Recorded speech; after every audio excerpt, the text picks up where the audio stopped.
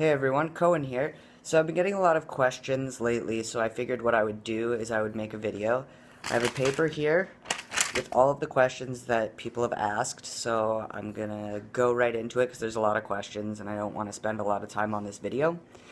First off, I'll just let you guys know my name is Cohen and I'm almost 28. Next month I'll be 28, and I'm from Ontario, Canada.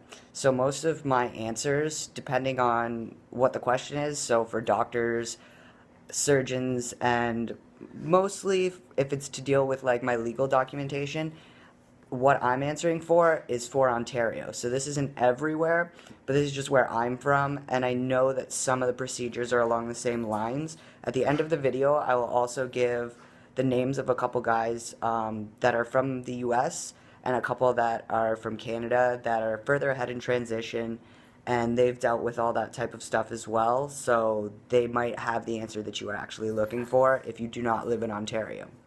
So I'm going to get started. I was asked, when did I know I was trans?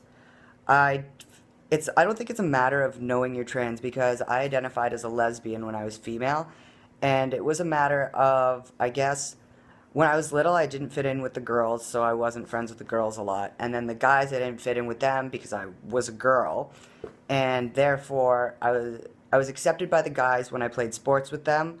But as much as that goes, I'm going to go right now and say from age 5 to age 18, I didn't like school. I didn't have a lot of friends. It was only until college that I actually enjoyed school. So, as far as that goes, it's a matter of, it's not so much realizing that you're trans, it's realizing something about yourself. So, it's not like I woke up and I was like, oh, I'm trans. It was a matter of, I started meeting some more trans people and I started researching on YouTube, and it just became so interesting to me, and I thought, you know what, maybe this is just something that really interests me, and maybe I'll learn about, and maybe I'll help out in the community, because I'm from the LGBT community.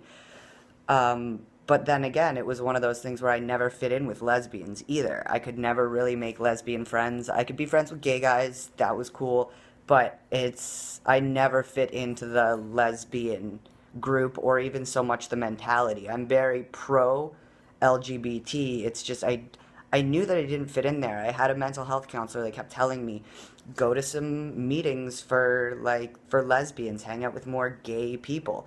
And in my mind I was just like, but I just want to hang out with people. I don't care, even now, I don't care if I have trans friends, gay friends, straight friends. I have friends, and that's the end of it. That's all I'm going to say on that one, but so yeah, I don't think it's a matter of instantly or at some point you realize that you were trans. It's that throughout my life I've noticed things looking back where it's like, okay, well that's exactly why it didn't make sense. And I even have come in contact with people who haven't seen me since elementary school or high school, but when they see me now, they're more, they could be interested in me as a person because I am trans, but at the same point, it's a matter of, I have a lot of people supporting me that, whether they remember it or not, used to pick on me a lot when I was younger. And it's like, I'm an adult, so I know that people grow up, so I try not to hold grudges. There's maybe one or two grudges that I hold, but it was only because it was so, they picked on me so severely that no chance that I would ever let somebody even say hello. I would not even say hello to a small amount of people because it was that bad. But at the end of the day, it's like, I know who I am. I know that I was supposed to be a male, but at the end of the day, it's not even identifying as transgender in my mind. It's just finding out who you are. And some people don't even identify as trans once they realize that they're trans. So it's just a matter of figuring out who you are, I think. And nobody's story can really help you as much, but there are key points to everybody's information that they give out. This is why I'm doing this, is I'm going to give you a little bit about me, and if something in there helps you out, or you're like, oh my god, same for me, perfect, because I watch lots of videos like that, and that was kind of how I was too. I wanted to know, how do I know I'm trans? So I'd ask trans people, and it's a really hard thing because it's so personal. My next question was, how long did it take to get on T? Well, after I came out, I was out for about 6 months. I had called and left messages at doctor's offices. I finally got into contact with Dr. Massarella, who right now I'm going to answer that question right away. Who did I go for T? So I went to Dr. Massarella in St. Catharines at Quest Medical Center. She is a trans doctor. She herself is trans, and not once did I ever feel like I had to prove my transliness. So literally, I called, made an appointment. I did not need to see a therapist. I had already been seeing a mental health counselor. I think if you need to talk to somebody, talk to a counselor. Don't go all the way to go for therapy, especially if it's not needed. Because if you know, then you know. So why waste your time? But I think that if you do have any sort of mental health issues apart from you being trans or thinking that you might be trans, I would go see a therapist. If you do question it that much, go see a therapist. Like I said, I saw a mental health counselor, so I knew what was going on with myself. I went in, I had one appointment where I talked with Dr. Massarella and she got to know me. My next appointment was maybe 2 weeks later, not even. And when I went in, she gave me my prescription for testosterone. And then I went down to the pharmacy in that building and I filled it. And then I came back up to the doctor's office and a nurse showed me how to do my first shot. And then from then on, I did all my own shots. I also answered a question within this, which is also I was asked, do I recommend seeing a therapist?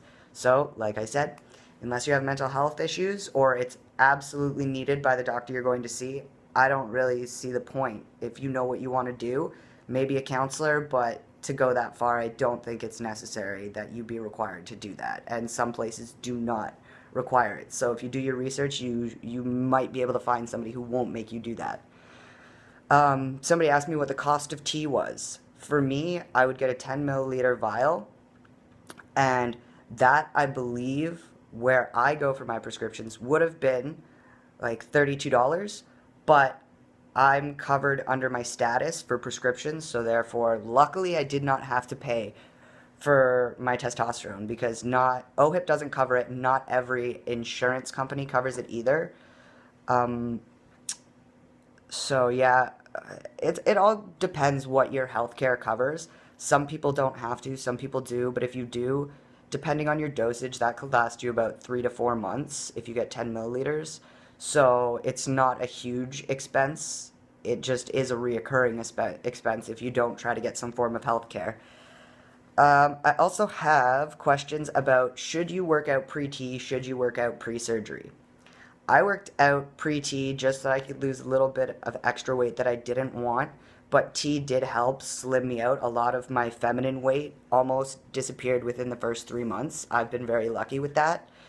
Working out pre-surgery, for me personally, I worked out a little bit. There are guys that work out a lot, there's guys that work out a little bit, and there's guys who do minimal to nothing. And really, I asked the doctor, and he says it doesn't make that big of a difference, but it might make a small difference. So it could or it could not, but it's up to you. I was told that being able to find the pectoral line is easier to find if there is not as much fat or breast tissue there. So that could be a handy hint, but like I said, nothing set in stone for if it's really that effective. It's all based on what you want to do. If you do want to be more ripped, so to speak, then yes, start working out before T, before surgery. And if you want to maintain a certain body size, then work out before surgery, because after surgery you can't work out for quite a long time. So your muscle mass will go down. And because you can't completely go back to work and function a lot, depending on how much you're lifting or whatever, it is good to work out before so that you don't lose too much or gain too much weight. I was asked who picked my name. I picked my name. I did ask my parents if they wanted input for my middle name, but at the end of the day, it was one of those things where my parents got to name me, and my mom did ask if she could name me, but because I had already chosen a name, I told her she could give me a middle name. So I did feel bad because my mom asked if she could name me, but at the end of the day, they're getting really good with using my preferred name. I picked the name Cohen because it's kind of embarrassing, but I used to watch the OC a lot when I was younger, and my fiance never watched it, so I made her watch the OC. There's a character on it called Seth Cohen, and maybe not from my videos, but if you hang out with me in person, his character is very similar to me, and his nickname from his girlfriend on the show is Cohen, which is his last name, so I used that as my first name because it was something that it was like relatable to, and it just, when I picked it, it fit. So it was perfect. As far as name and gender change documentation goes, in Ontario, what you would do is you can go to Service Canada or Service Ontario. You're going to want to type in name change. You are just doing a standard name change. You're not looking for trans name change or transgender change. You're looking for name change and you're looking for gender marker change. You're going to fill out those forms. You're going to need a guarantor for one, and you're going to need to have your documents signed down at City Hall, wherever you live, by, I forget who I'm not 100% sure. I can't remember who signs it, but like when you go in, they know who you're looking for, so don't worry. The name will come to me, but probably not in this video. But yeah, so what I did was I filled all that out. I grabbed all of the birth certificates that I had, and I put them into that envelope, and actually right now, all of my stuff is at the government, so I'm waiting.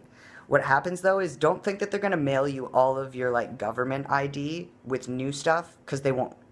You're going to get a new birth certificate with your new name and your new gender, and then you're going to have to go around to get your driver's license, your health card, any of your banking information, if you have insurance, cell phone, all those types of things, you are going to have to change on your own. So that is time consuming, but once it's all done and over with, you'll be so much happier. I was asked where I went for my top surgery. I went to Dr. McLean at the McLean Clinic in Mississauga. I had a double incision mastectomy with nipple grafts. It went fantastic. I've posted some videos of my reveal, and everything is going perfectly. If I had to say who the best top surgeon in Canada is, in my opinion, it's McLean, because I've seen fantastic results, and I'm just almost 2 weeks post-op, and it's phenomenal. So for Canada, McLean, for sure. I would almost go as far as to say he is also better than other doctors in the States. And I only say this, they're so similar. I'm going to be honest. Like, I'm not going to mention any doctors' names because I don't want people yelling at me. But this is my personal opinion, and it's from what I've researched for the past 2 years. And also, on top of that, I've had it done, and it looks phenomenal. And when I do comparisons from mine to other people's, and when I continuously look at TransBucket, you can look at, because if you make an account, you can log in and you can look at post-op pictures. But I am warning you, please do not abuse this. Please do not take anybody's pictures off there. It is there solely for trans people who want to get those surgeries, and they want to know what the outcomes from those surgeons look like. So please, like, even girlfriends, please don't let them have a password and an account. They probably won't let you anyways, but it's just about respect. So if you want to check out Trans Photo Bucket, go right ahead. It's awesome. I've used it. I've looked up surgeons everywhere. So in my opinion, McLean is the best. The surgery cost was just under $8,000. Like I said with my testosterone before, my status covers the tax of my surgery, not the whole surgery. So I actually paid $7,000 out of pocket. None of it was covered by OHIP. It's only covered if you go through CAMH, and I'm not going to get into that. Maybe I'll make a video later about CAMH, but it's not something that most trans guys go for unless they are desperate. So the unfortunate thing is, if you want what you want, and because you're transitioning and this is your body, it's very, very important that you make sure that you have all your bases covered and you know what you're talking about, you know what you're doing. Top